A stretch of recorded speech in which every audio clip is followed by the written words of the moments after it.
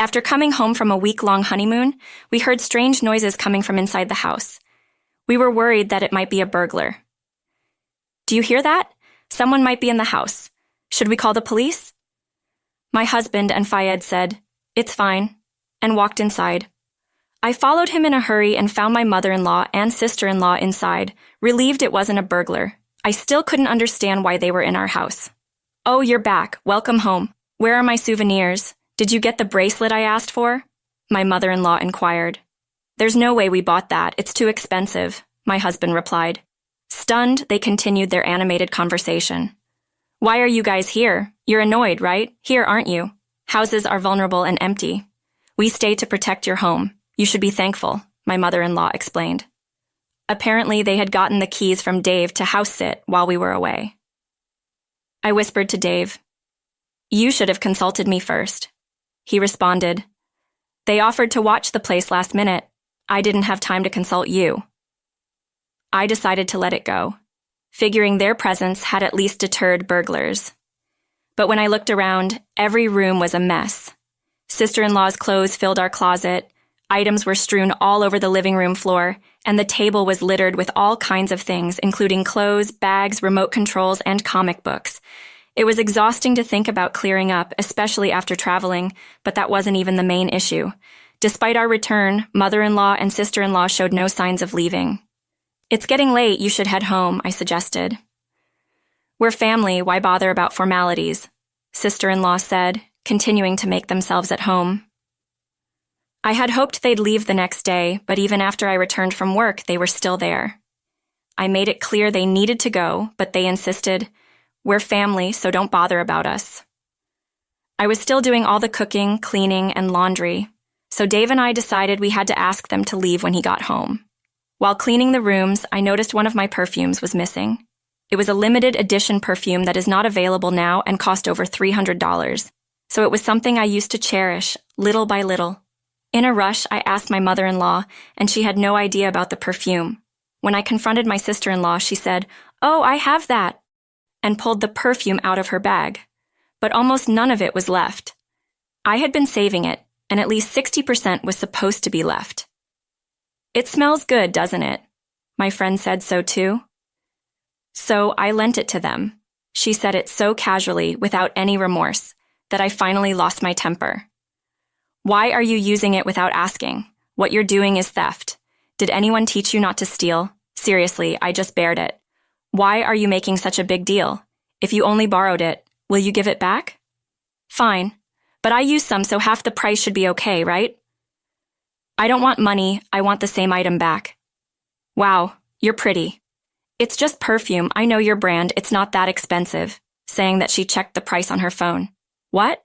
Why is this so expensive? Spending $300 on perfume is stupid. If it's so important, lock it up." She seemed flustered, realizing it was more expensive than she thought. "It was important, so I only use it at home. I never thought I'd have a thief as a relative who barges in and uses my things.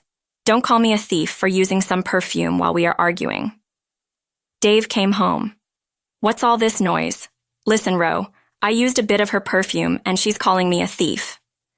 Leaving the loud sister-in-law in the living room, I explained everything to Dave in the bedroom. "I can't take it anymore. Kick mother-in-law and sister-in-law out." "Don't get so mad. I hadn't told you yet, but we are all going to leave here now." I was stunned by the unexpected news. Our old house is falling apart. We were debating repairs or moving.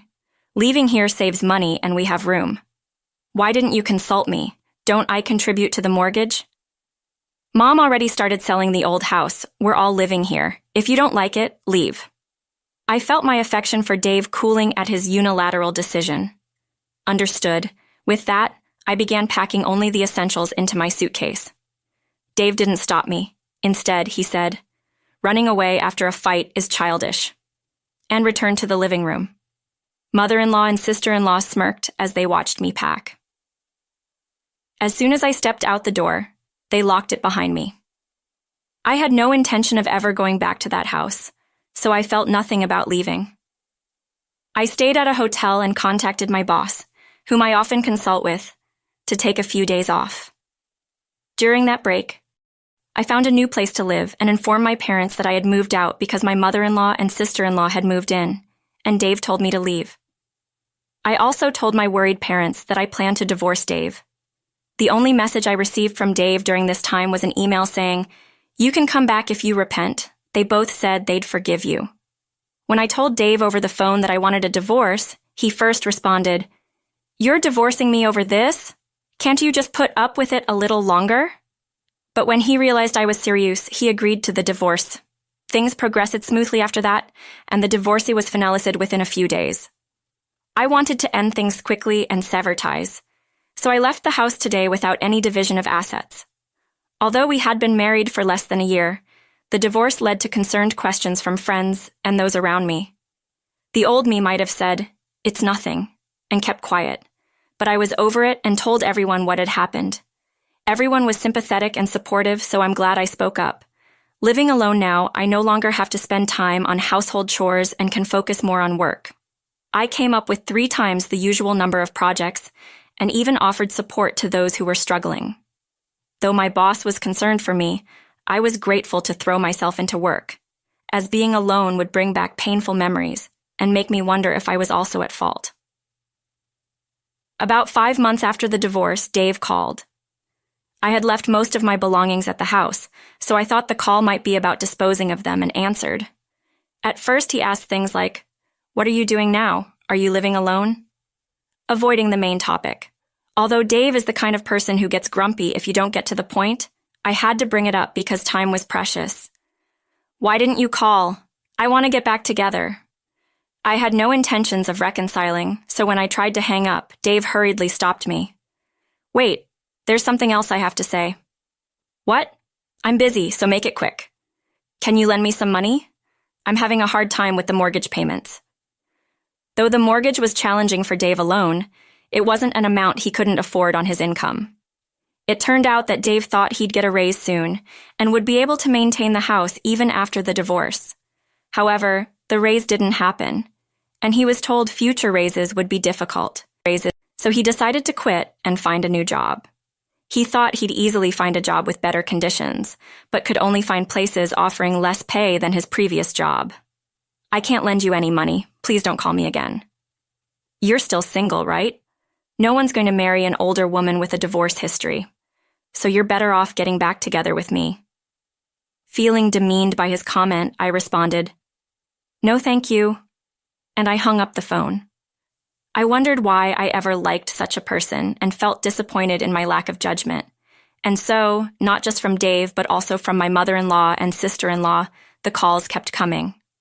From what I gathered through their calls, they assumed Dave must be earning well since we bought a new house and had a grand wedding reception. They thought I was the one preventing Dave from giving them more money because he himself said he couldn't afford it. So, Dave believed that if I were out of the picture, they could live comfortably. Turns out Dave's salary was less than they expected, and they panicked, hence the frequent calls. While it's common to think that men earn more than women, I actually make more than Dave. I wanted to block their calls, but Dave knew where I worked. I was afraid they might call or even show up at my workplace, so I answered the phone once in a while. The conversations were always about money. He'd say things like, "They both are spending too much and draining savings," or, "They both started part-time jobs, but they're still not making ends meet." I thought if I told them I was also broke, the calls would stop. So one day, as usual, they said, "We need money for upcoming bills." I responded, "Actually, I'm leaving my current job. I've pretty much depleted my savings. I need money more than you do. If you don't believe me, ask my coworkers." After hearing this, Dave said, "I see," and hung up. As planned, the calls from the 3 of them stopped. When I talked about this with a mutual friend, he told me Dave's situation was worse than I'd heard. Turns out the salary at Dave's new job is less than his previous one, and most of it goes to the mortgage. Not just that, sister-in-law had an affair with her manager and was fired when the manager's wife found out. At first, sister-in-law claimed she didn't know he was married, but it turned out she knew his wife was pregnant. The manager and his wife are divorcing, and it's now public knowledge that sister-in-law caused it. She hasn't found a new job and has lost friends. Dave is paying off loans and barely making ends meet. Mother-in-law keeps complaining that their friends have grandchildren while her children are single and broke. leading to daily arguments. Our friend said Dave thinks he's unattractive since the divorcee, but he looks so rundown and older than his age. There's no way he's getting any attention. Because I shared the reasons for our divorcee, this friend is the only person still speaking to Dave. He tells me everything because he has no one else to talk to. This is the friend who introduced me to Dave. I feel responsible for introducing you too. And besides, hearing about Dave's life is sort of entertaining. He said he's also making sure Dave doesn't get near me again. As for me, I recently co-founded a web magazine company with some old friends from school. I left my job and used up most of my savings to start this company. Even though running a small business means I have to handle a lot of things on my own, it's exciting to continually take on new challenges. I used to be hesitant about diving into new things, but thanks to various experiences, I've gained resilience to overcome hurdles. I've also started a relationship with someone I met through work. He's the kind of person who respects my feelings while taking the lead, and meeting him helped me realize that Dave wasn't a leading man, but simply self-centered. After my divorce, I thought for a few months that I couldn't possibly remarry or even date again. But now I can think positively and want to cherish the happiness in this new chapter.